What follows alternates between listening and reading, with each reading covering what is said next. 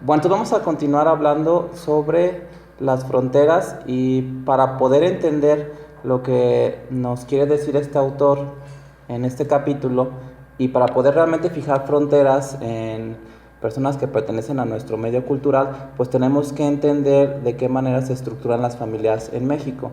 Y ya habíamos platicado en la clase pasada que Eric Fromm, cuando vino a vivir un tiempo a nuestro país, él se interesó en hacer un estudio en una comunidad del estado de Morelos y él publica un trabajo titulado Sociopsicoanálisis del campesino mexicano, y obviamente en términos psicoanalíticos pues él dice que el mexicano está fijado a la madre. Y esto lo dice un autor que a mí me gusta mucho, que es Joaquín Antonio Peñalosa, en Vida, Pasión y Muerte del Mexicano, en donde dice: el primer mestizo nació de un padre ausente y una madre soltera.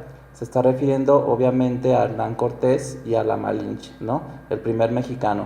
Después de más de 4 siglos, que de hecho ya son 5, la historia sigue siendo casi igual. Entonces, ya sea que la madre efectivamente sea una mujer soltera o esté unida a su pareja, es muy frecuente que en nuestro medio el papá esté un poco distante, ¿no? Sea un personaje bastante ajeno a la vida familiar. Ajeno entre comillas porque su distanciamiento comunica algo al resto de los miembros. Recuerden ustedes que Václavic nos decía que todo comunica, aún el deseo de no comunicar o el deseo de aislarte o parecer invisible ante tu familia, eso les está comunicando algo a ellos y las comunicaciones pueden enfermar. Y esto lo dice Sandoval, que es una autora que ha estudiado mucho a las familias en México, y dice: en México el papel de la madre es crucial. Ella suple a un padre ausente y por esta razón, fíjense, tiene un poder casi total sobre los hijos, sintiéndose en ocasiones la dueña casi absoluta de ellos.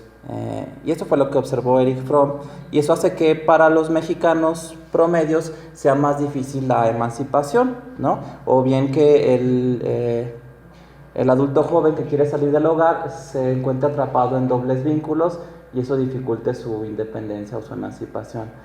También cuando un joven logra salirse de su familia nuclear y formar otra familia, no es raro que esta madre hiperpresente evolucione a una suegra metiche, ¿no? Eso es muy, muy común.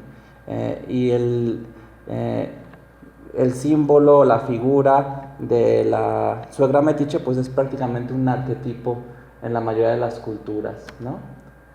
Y esto ya está expresado en palabras de Octavio Paz en El laberinto de la soledad, que era una obra que yo ya les había recomendado. Fíjense lo que dice: la extraña permanencia de Cortés y la Malinche en la imaginación y en la sensibilidad de los mexicanos actuales revela que son algo más que figuras históricas, son símbolos de un conflicto secreto que aún no hemos resuelto.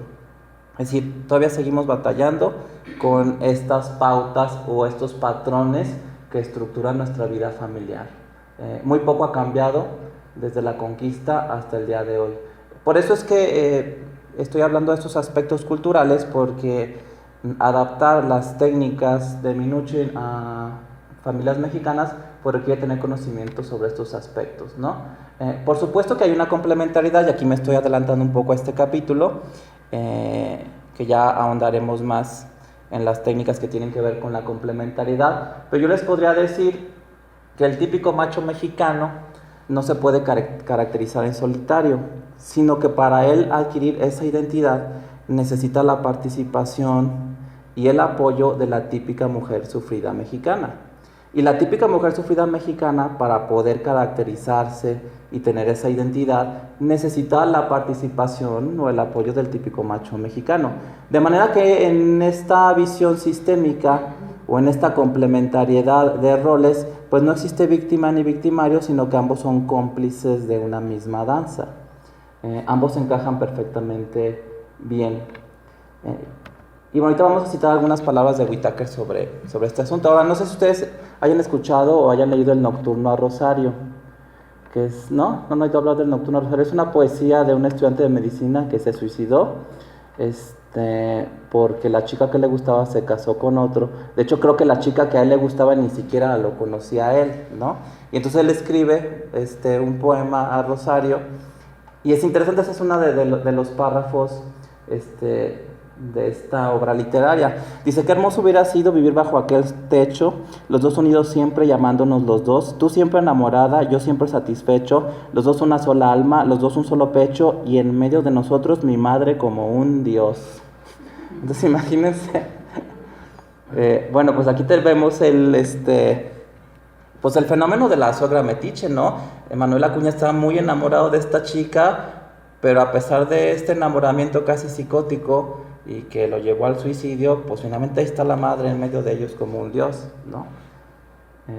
Y esto nos ayuda a entender los patrones que van conformando la estructura de nuestras familias. Bueno, esto ya lo habíamos visto en la práctica y yo les había dicho que yo le doy mucho valor a esto.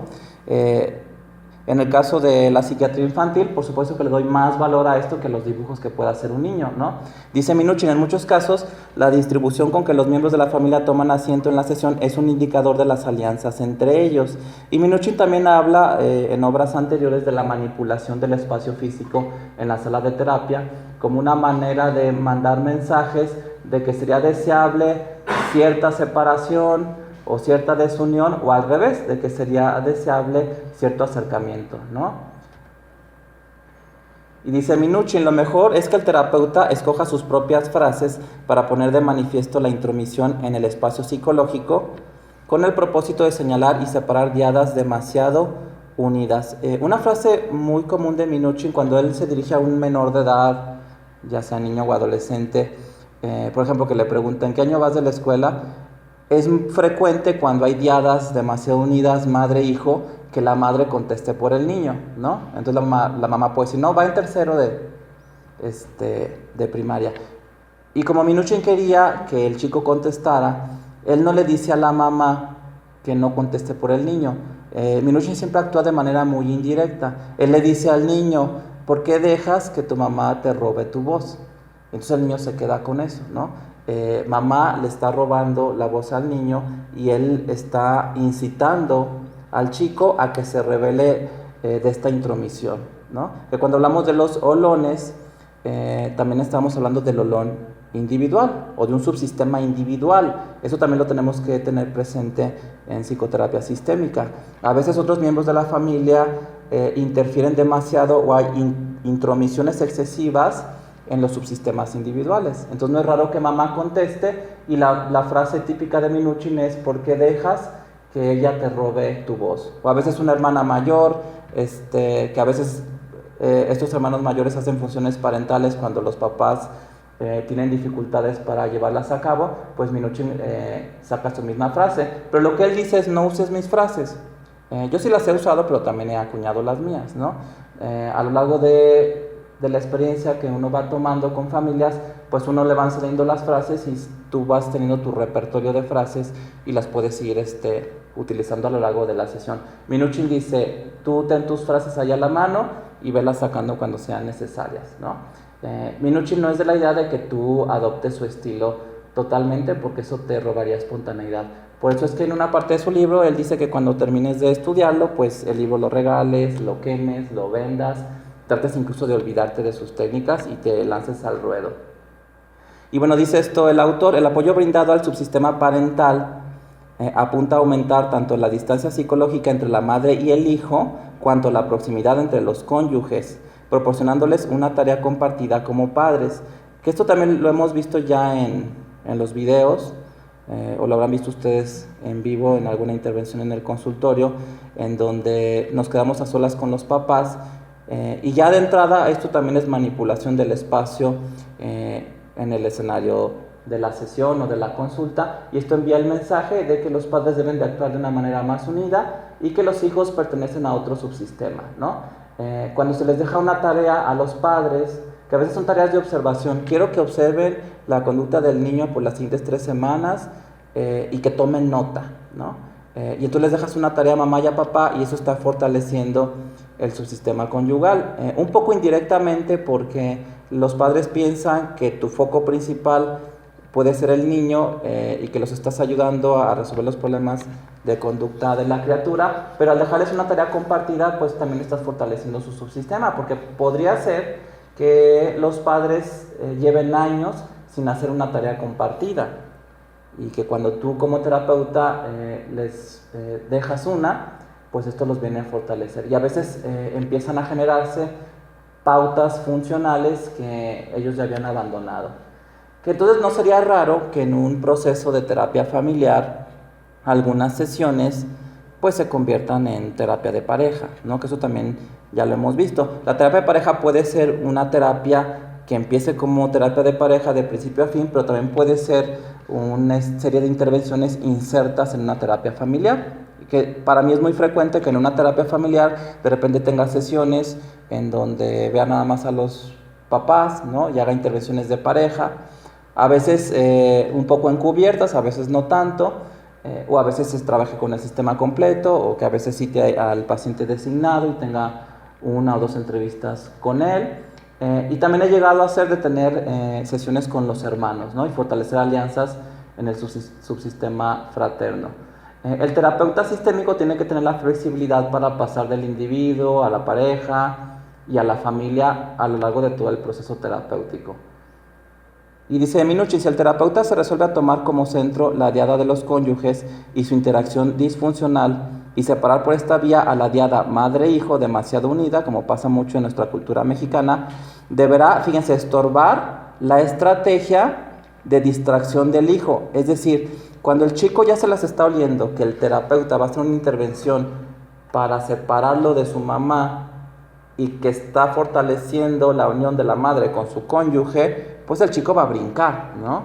Que aquí un psicoanalista diría que el Edipo estaría en su máxima expresión, porque el niño podría tener hasta fantasías parricidas, ¿no?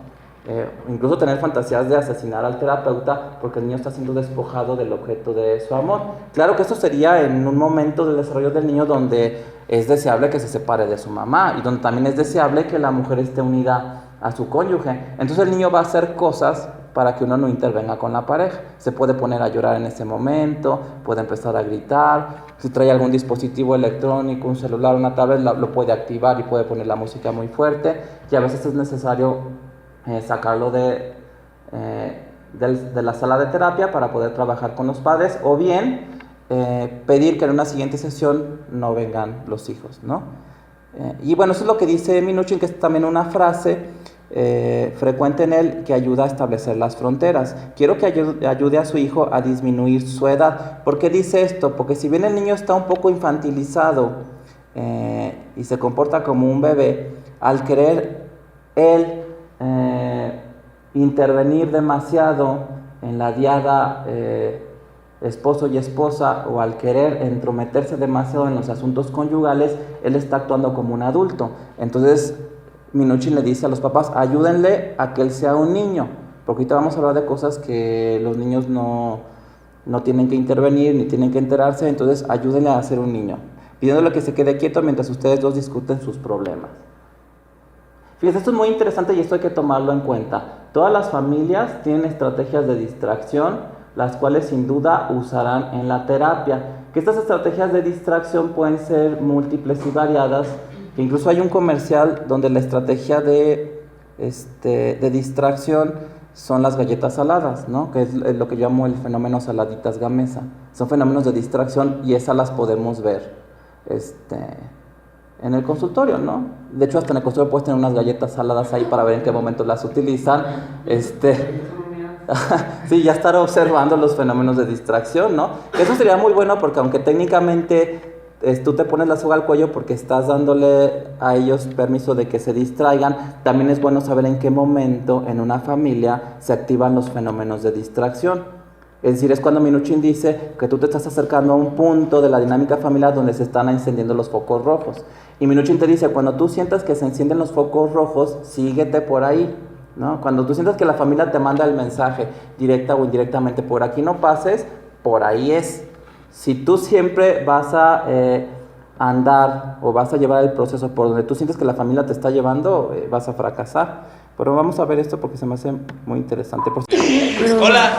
Hola. Les quiero presentar a mi novia, Gaby, y mi familia. Hola. Seguro son operadas. ¿Dijiste que son horneadas? Sí, son horneadas. En esta cuaresma no hay nada más práctico que saladitas Gamesa. Sí. Son horneadas. Entonces podrías tener ahí unas saladitas, saber en qué momento la usan y cuando saquen lo de las saladitas, voy bien, ¿no? Por ahí debo irme porque la familia está encendiendo ya sus focos rojos. Y dice Minuchin, los movimientos en el espacio se reconocen universalmente como representantes de sucesos psicológicos o de interacciones afectivas entre las personas. Los miembros de la familia reconocen las metáforas de la cercanía o lejanía en el espacio como expresión de vínculos afectivos. Puedes decirle al hombre, acerque su silla y quiero que platique con su esposa y quiero que el niño se vaya al rincón o que se salga del consultorio, o quiero que los hermanos se vayan a un extremo de la sala y que platiquen entre ellos, y de este otro lado quiero que los cónyuges muevan las sillas y que tengan más cercanía. Y esto generalmente da un buen resultado porque el mensaje es muy poderoso. Que yo les decía que la terapia de Minuchin es una terapia de movimiento. De hecho hay un libro muy interesante de Marcelo Severio que se llama Cuerpo, Espacio y Movimiento en la Psicoterapia. Es decir, la terapia familiar, a diferencia de otras escuelas de terapia, pues tiene más cuerpo, más espacio y más movimiento, ¿no?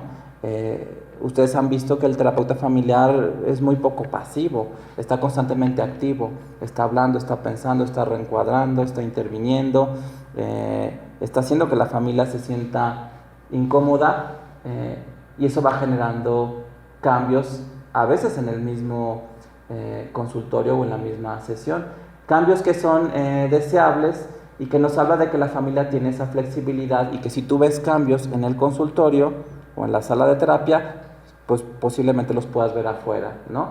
Esa es otra frase de Minuchin, hable con su mujer. Todos escucharemos, pero usted tiene que hablar con su mujer. Porque a veces cuando tienes a los cónyuges, ellos quieren hablar contigo y entonces da una triangulación, que eso vendría a ser un fenómeno pues patológico o también de distracción. Entonces tú puedes decir, no hablen conmigo, yo los quiero escuchar. Entonces usted hable con su esposa, usted hable con su esposo, quiero que discutan sobre este problema, lo van a hacer aquí. Quiero ver su capacidad para discutir y llegar a acuerdos, pero no me volteen a ver a mí. Quiero que me ignoren. Es más, yo me voy a poner atrás de ustedes y ustedes van a discutir. A veces también eso activa los focos rojos de los cónyuges porque podría ser que por años o décadas ellos no han tenido un momento para discutir sobre un tema, sin involucrar a terceros.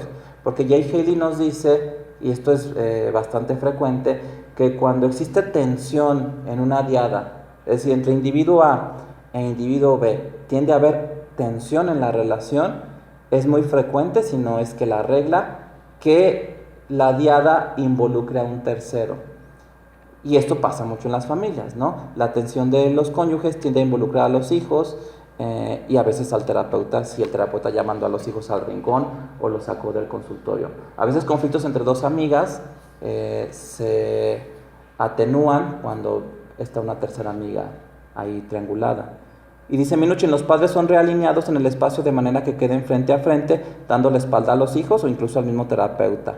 El terapeuta recurre a una diversidad de maniobras hasta que se consuma el deseado aislamiento de marido y mujer. Que este aislamiento también lo puedes prescribir, que el mejor ejemplo sería la prescripción invariable de Mara Selvini. Que esto ya lo hemos platicado, lo hemos visto, lo vamos a seguir viendo, y esto está descrito en el libro Los juegos psicóticos de la familia, que yo ya les había comentado que la prescripción invariable de Mara Selvini, si estuviera en el libro de técnicas de terapia familiar, estaría en el capítulo de fijación de fronteras. Y bueno, la terapia de pareja, por supuesto que es un proceso bastante complejo, porque cada cónyuge trata de que tú te conviertas en su aliado. Y sí se vale, esto lo vamos a ver en desequilibramiento, sí se vale que en una sesión o en parte de una sesión tú te alíes con uno de los cónyuges, le des fuerza, le des voz, le des la razón, e incluso que te vayas en contra del otro, ¿no? O de algún otro miembro de la familia, que sería una coalición. Y bueno, dice Minuchin, el terapeuta que no logra conducir las sesiones en el marco de la caótica actividad de la familia comienza a imponer controles a los niños asumiendo funciones parentales. Esto pasa mucho en la consulta de psiquiatría infantil o de psicología de niños o en cualquier consulta en el campo de la salud mental donde la familia sea caótica y te lleven a criaturas.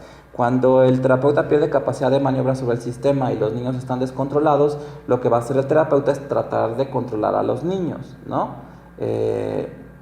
Incluso ha habido terapeutas que hasta les han dado un chanclazo a los chiquillos Pero aquí el problema principal es que el terapeuta asume funciones parentales, ¿no? Y a veces ganas no faltan, pues de soltarle un manazo al niño o una nalgada.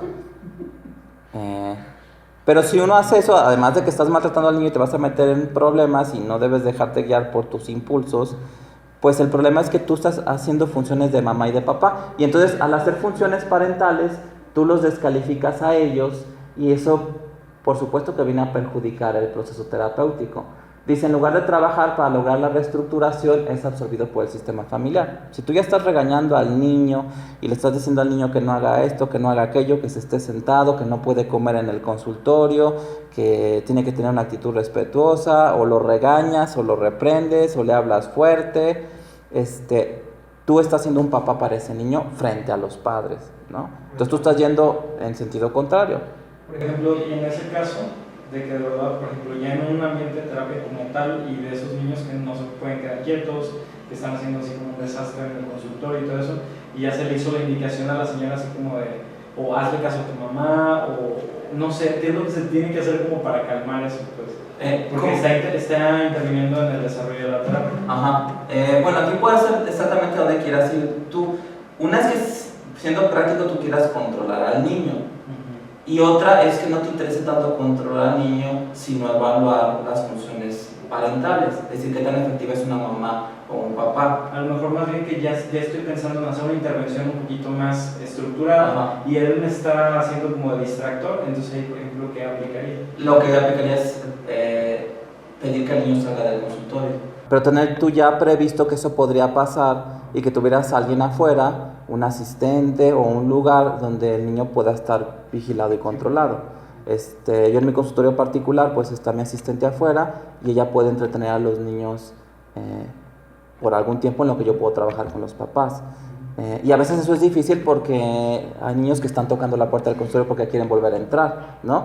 Y en medios institucionales también se puede hacer, pero es un poco más complicado porque a veces no hay nadie vigilando las salas de espera y niños muy inquietos se pueden perder. Entonces lo que puedes hacer es programar una cita en la que venga mamá y papá, que ahí tú estarías poniendo las condiciones del escenario terapéutico.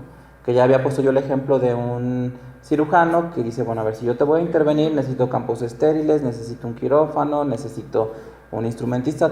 Tú hablas o tú eliges en qué contexto tú vas a hacer una intervención que a ellos les va a servir, eso tú lo escoges. Entonces se podría manejar así. En las primeras evaluaciones, pues tú puedes asumir que a lo mejor el niño va a perturbar un poco la sesión, pero como seguramente el problema lo está expresando el niño, entonces tú puedes decirle a la mamá, trate de que su hijo esté controlado porque quiero observar sus habilidades como mamá. Y si no puede y está el papá, pues ahora que lo haga el papá, ¿no? Ahora, yo recomendaría que si vas a ver niños con mucha inquietud o que son muy impulsivos, no tuvieras cosas caras en el consultorio, ¿no? Que yo a veces me he atrevido a decir, y creo que ya se los platiqué, destruye el consultorio si quieres, ¿no? Y a veces eso los inhibe y tiene un efecto paradójico y no hacen nada. Un niño a lo mucho lo que llegó a hacer cuando le dije, destruye el consultorio, porque me dicen que tú eres destructivo, pero la verdad es que yo no lo creo, pero lo podrías hacer aquí, destruye el consultorio, te doy permiso.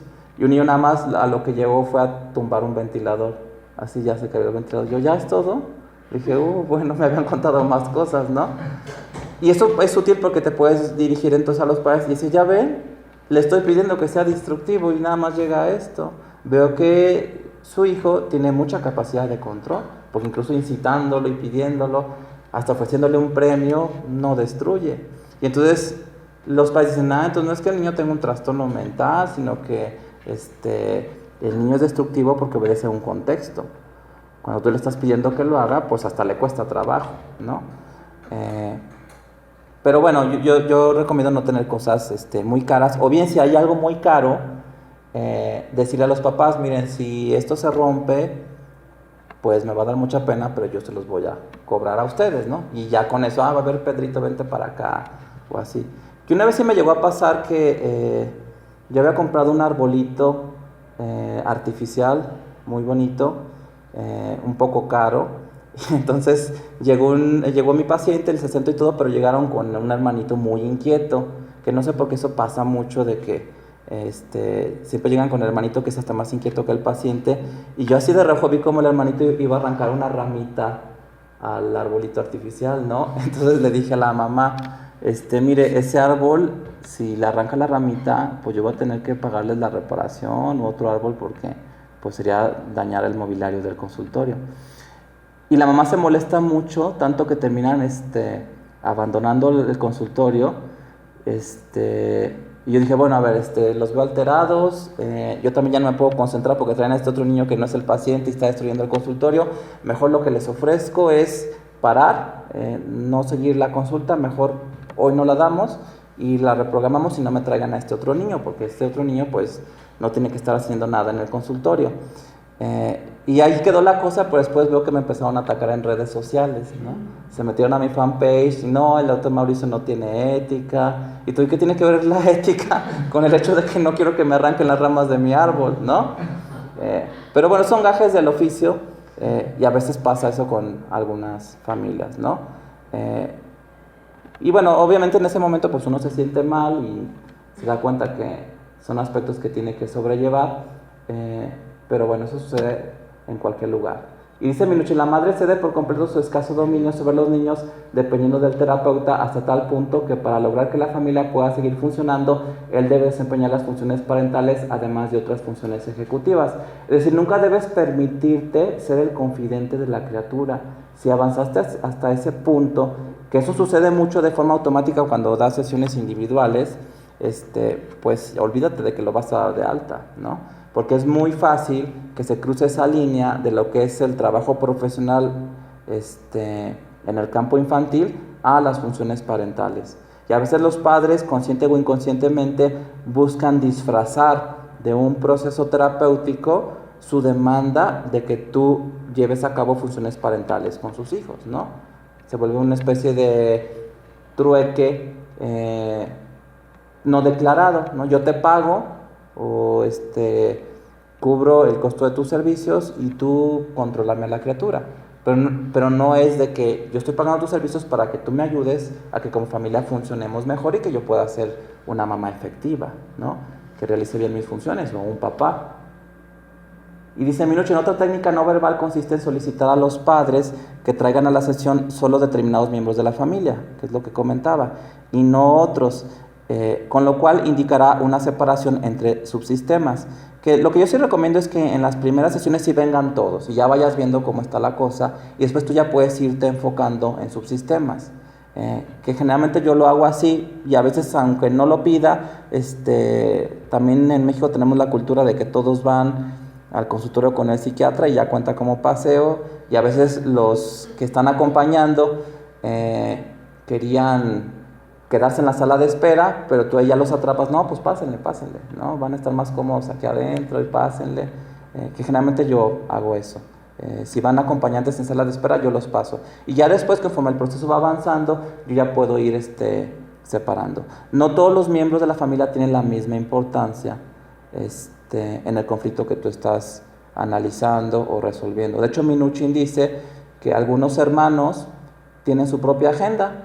Es decir, puede haber un hermano muy, muy problemático, pero si tú no ves que el conflicto afecte o tenga su origen en el subsistema de los hermanos, y en una sesión te dicen, es que la hermanita tenía su clase de tenis, o tenía su clase de cocina o de violín, dices, está bien, ¿no? No los presionas a que asistan a la sesión. Es bueno que los hermanitos tengan sus propias agendas y que a veces no participen en la terapia familiar. Y bueno, aquí vamos pasando a la técnica de desequilibramiento, que yo ya había adelantado algunas nociones sobre esto. A diferencia de escuelas en donde la más representativa, por supuesto, que es el psicoanálisis, en la psicoterapia sistémica ahí no mantenemos un equilibrio, al revés, aquí estamos desequilibrando. Así como muchos enfoques son para contener crisis, aquí lo que estamos buscando es que las crisis se generan para que se dé un cambio. Nuevamente, llevar a la familia más allá del umbral al que están acostumbrados, y cuando la familia empieza a encender sus luces rojas, pues tú todavía te sigues más. Ya les había comentado este libro de Irving Yalom, El don de la terapia, y fíjense lo que dice él, siendo él un autor existencial, pero con mucha influencia del psicoanálisis, por supuesto. Dice, olvídese de la pantalla en blanco, que esto lo defienden mucho los psicoanalistas. Ni es ahora ni fue nunca un buen modelo para una terapia eficaz. Y en uno de los capítulos de esta obra, él habla de que el mismo Freud, por supuesto que no era una pantalla en blanco, ¿no? Era un terapeuta que utilizaba mucho el sentido del humor y que él se daba a conocer con sus pacientes. ¿Cómo puede ser una pantalla en blanco? ¿O cómo lo fue este autor si él tenía su consultorio en su propia casa? ¿No? Pues por supuesto que era imposible. La apertura del terapeuta engendra la apertura del paciente. Él dice, no, tú sé como tú eres, que tu personalidad esté involucrada en el proceso, tú ábrete y la familia se va a abrir contigo, ¿no? O los pacientes. Que esto también lo dice Carl Rogers cuando él habla de la autenticidad del terapeuta, como uno de los principales valores que debe tener un psicólogo o un psiquiatra que está trabajando con individuos. Y bueno, la meta es cambiar el vínculo jerárquico entre los miembros de un subsistema. Es decir, ¿cómo se va a dar el desequilibramiento? Se va a dar cuando tú, a través de lo que dices o a través de lo que haces en la sesión, le das poder a un miembro del sistema que generalmente tiene poco poder. Puede ser una esposa deprimida, o puede ser un esposo con un problema de ansiedad y que ha perdido jerarquía en el sistema porque ha dejado de trabajar y ha dependido más de otros familiares, o puede ser un niño con alguna discapacidad. El terapeuta puede elegir a quién se va a aliar y cuál va a ser el propósito de generar un desequilibramiento, que a veces en la misma sesión el terapeuta puede aliarse y desaliarse del mismo miembro de la familia. Y bueno, dice, el terapeuta cuestiona y modifica la distribución del poder en el seno de la familia. Se alía con un miembro de la familia situado en un lugar inferior de la jerarquía y le confiere poder en lugar de quitárselo. Coparticipa con uno de los miembros en una coalición que ataca a otros. Fíjense, aquí sí se vale atacar a otros, sí se vale entrar en coalición. No nomás es aliarte y darle más poder a uno, sino que es hacer eso e incluso utilizar eso para atacar a otro. De manera que la sesión en terapia familiar pues es un fenómeno bastante desequilibrado. Recordemos el concepto de homeostasis familiar, que nos dice que las familias, aunque sean disfuncionales, patológicas o todo lo que quieras y gustes, están en un equilibrio, están en homeostasis. Puedan tener toda la dosis de sufrimiento que quieras y de disfunción o ser familias multiproblemáticas, pero son sistemas en equilibrio, que cuando tú tratas de incidir y generar algún cambio, ves cómo se activan mecanismos homeostáticos para evitar el cambio. Por eso es que se necesita el poder y la autoridad de un terapeuta para desequilibrar. La familia no te está pidiendo equilibrio, la familia te está pidiendo que los desequilibres para poder cambiar. Ahora también, cuando tú vas a elegir a quién aliarte, puede ser que tu primera lectura sea demasiado inocente, porque en las familias a veces el que aparentemente tiene menos poder, luego resulta que en una segunda lectura te das cuenta que es el que tiene más poder por sus síntomas, porque los síntomas de desvalimiento le dan poder a algunos miembros de la familia. Y esto se llama jerarquía incongruente, y esto lo menciona Chloe Madanés. Dice, a veces la pareja resuelve la lucha por el poder extrayéndolo de una situación de desvalimiento.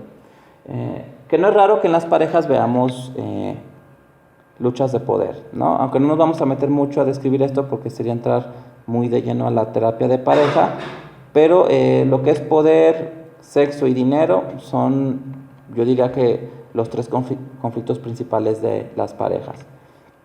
Y dice, la conducta sintomática es una solución, aunque desafortunada para las dificultades de la pareja, por cuanto equilibra el poder de ambos y proporciona un foco de interacción que estabiliza la vida matrimonial. Puede ser que tengamos a un hombre que sea muy exitoso en su trabajo, en sus negocios, que pueda pagar unas vacaciones en un lugar caro, pero si hay una lucha de poder entre los cónyuges, la mujer va a tratar de equilibrar eso, porque ella se va a sentir menos que el hombre. Y ella dice, a ver, este hombre es muy poderoso y luego de repente hace comentarios y siento que me humilla, yo necesito una fuente de poder. Y a veces esa fuente de poder es el desvalimiento que te da un trastorno mental, ¿no? O cualquier otra afección. Entonces ya puedes decir, no, pues yo estoy muy deprimida, pero pues vamos, ¿no? Y puede ser que esa depresión de la mujer o ese desinterés le echa a perder las vacaciones al señor, ¿no? Y entonces ahí uno se pregunta, bueno, ¿quién tenía más poder? Ella o él, porque aunque ella está en una posición jerárquicamente inferior, pareciera que está equilibrando bastante bien el poder y que a veces ella le gana a él porque él no puede hacer nada para ayudarla o para sacarla de su depresión. Fíjense, aquí lo explica con más detalle. La persona que presenta el problema se encuentra en posición inferior porque necesita ayuda y el cónyuge no sintomático se encuentra en la posición superior propia del que puede brindar ayuda. Hasta ahí está bien, pero fíjense, al no admitir la influencia y ayuda del otro, así de que no, a mí déjame en el cuarto del hotel, yo no quiero salir, yo no quiero ver a nadie, oye, pero es que aquí encontramos unos amigos, vamos a cenar, no, yo ya sabes que no, y el otro llega solo y bueno, ¿no? El cónyuge sintomático se sitúa en una posición superior al no sintomático, quien se afana en vano por influir en él y modificarlo, ¿no? Por eso Freud decía que el propósito del enfermo por abandonar la enfermedad no es ni tan cabal ni tan serio. Pareciera a veces que hasta lo cuida. De hecho, Karl Jaspers habla de eso, de cómo hay personas que sus síntomas los cuidan, los alimentan, no es como una plantita que están regando, porque eso es una fuente de poder. Y en matrimonios o relaciones donde hay luchas de poder, pues eso viene a equilibrar las cosas, ¿no? De hecho, Charcot decía, que esto es muy interesante, él decía, hay un punto entre la salud y la enfermedad que pareciera depender del enfermo. O sea, él se daba cuenta que había como una microdecisión o un punto en el tiempo, en el desarrollo de un trastorno mental o incluso neurológico, en donde pareciera que la persona tomó una decisión, como si dijera, no, a mí ya que me dé diabetes, o a mí ya que me dé colesterol, o yo ya me deprimo, o que se me desaten los ataques de pánico, ¿no? Por eso es que Charcot en su estudio sobre las histéricas hablaba de la bella indiferencia. O sea, él decía, porque estas histéricas no se ve que estén muy preocupadas por sus síntomas, porque puede ser una fuente de poder. Y bueno, dice Minuchin, el miembro que cambia de posición dentro de la familia por su alianza con el terapeuta, fíjense, esto es muy interesante, opera con modalidades desacostumbradas, que esta es una de las metas en la terapia familiar, que las personas que tú tienes ahí en la sesión empiecen a operar con modalidades distintas, es decir, que echen a andar repertorios de conducta que normalmente ellos no expresan en la mayoría de los escenarios, atreviéndose a explorar terrenos no habituales de funcionamiento personal e interpersonal y poniendo de relieve posibilidades que antes no se advertían, ¿no? Entonces eres así como pues ¿cómo se llama este personaje? El de entrenador o no sé, que le das ánimo al boxeador para que se enfrente a alguien que aparentemente tiene más poder. Pero al hacer eso, tú permites que un miembro de la familia haga cosas que habitualmente no hace y ahí ya vas de gane porque se están generando cambios. Bueno, el desequilibramiento obviamente puede ser una bomba y entonces aquí tienes que estar preparado para reacciones muy dramáticas. Dice, estos cambios pueden llegar a engendrar realidades nuevas para los miembros de la familia. Y aquí es donde se pueden dar enojos o inconformidades con tu atención. Por ejemplo, una intervención muy dramática que tiene Minuchin es cuando él le pide a un esposo alcohólico que se emborrache, ¿no? Él se alía del lado del sintomático porque la mujer siempre le decía, es que la siguiente vez que te emborraches yo me voy de la casa, ya te voy a abandonar, y él se daba cuenta que estaban atorados en esa interacción y él dijo, yo me voy a aliar con el borracho para que la mujer vea que esas palabras que dice pues no llevan a nada, que no están resolviendo absolutamente nada y que la mujer cambie de estrategia o que realmente la mujer lo abandone o haga algo, pero que no sigan atrapados en un atolladero. Emborraches esta tarde, no lo dejará, puedo asegurárselo, no lo dejará. O sea, el terapeuta dice, emborráchese hoy, no, pero lo voy a dejar, se emborracha. Yo como terapeuta, emborráchese hoy. Y va a ver como ella no lo va a dejar, ¿no? Y la mujer, no, pues sí es cierto, no lo voy a dejar, ¿no? Esto no debe sorprender la pareja, tiene 14 años de experiencia con la misma pauta. Bueno, así de dramáticas pueden ser. Las técnicas de desequilibramiento se pueden agrupar en 3 categorías. Una, el terapeuta se puede aliar con miembros de la familia. Otra, les quitas poder a algunos miembros ignorándolos, ¿no? Que eso es muy poderoso. Y aquí también yo diría que es una técnica de generar intensidad, el no hacerle caso a alguien. o bien entrar en coalición, que es aliarte con uno pero atacar a otro. La alianza con un miembro de la familia está destinada a modificar su posición jerárquica dentro del sistema familiar y el terapeuta puede cambiar de alianza en la misma sesión. Es decir, el terapeuta es muy flexible y puede ser que apoye a alguien, ataque a otro y en la misma sesión haga eso con algún otro miembro y ataque a alguien más. Aquí vamos a poner un ejemplo de cómo trabaja Minuchin en el desequilibramiento de familias en donde se dan casos de anorexia. Esto lo menciona en Caleidoscopio Familiar. Dice, en el trabajo relacionado con los anoréxicos he observado que la capacidad de desafío directo en una zona no relacionada con la comida es un prerequisito de la mejoría. Es decir, para Minuchin es muy importante que la chica o el chico con anorexia desafíe a la familia, pero que lo haga fuera del campo de la comida, porque el campo de la comida es un campo de batalla bastante difícil de ganar. Que esto viene en el arte de la guerra, ¿no? Un buen estratega en la guerra tiene que elegir sus campos de batalla, porque esta obra, que tiene mucha sabiduría, nos dice que quien sabe elegir cuándo pelear y cuándo no hacerlo, será el vencedor. Entonces, algunas técnicas de terapia familiar se parecen a estrategias de guerra. No le entras con el asunto de la comida, ahí te va a ganar la anoréxica. Ese campo de batalla tú no lo eliges porque ahí vas a perder. Tú eliges otros campos de batalla. Mejor te alías, le das poder a la chica, que ese desafío lo lleve a un campo más explícito, que se deje ver que es algo relacional, aunque se haga una negativista desafiante, y él dice a los papás, mire, ella va a mejorar, pero sí les advierto que se va a volver negativista desafiante, pero eso es señal de mejoría. Y el terapeuta también es negativista desafiante porque va en alianza con la chica en una coalición contra los padres.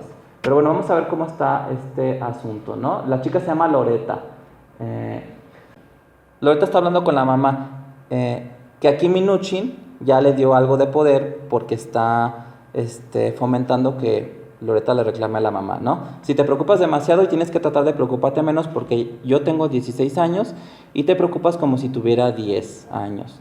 Madre, aguarda un minuto, Loreta, te doy la oportunidad. Loreta, en ciertas cosas que son fáciles de hacer, pero en otras cosas no te atreves a darnos la oportunidad. Y fíjense, Minuchin le echa porras a Loreta. Loreta, quiero felicitarte, pienso que eres muy buena. O sea, en vez de decir, no le contestes así a tu mamá, ¿cómo? Una madre siempre quiere el bien para sus hijos. No, ella, Loreta está desafiando a la madre y Minuchin es otro desafiante en la terapia familiar.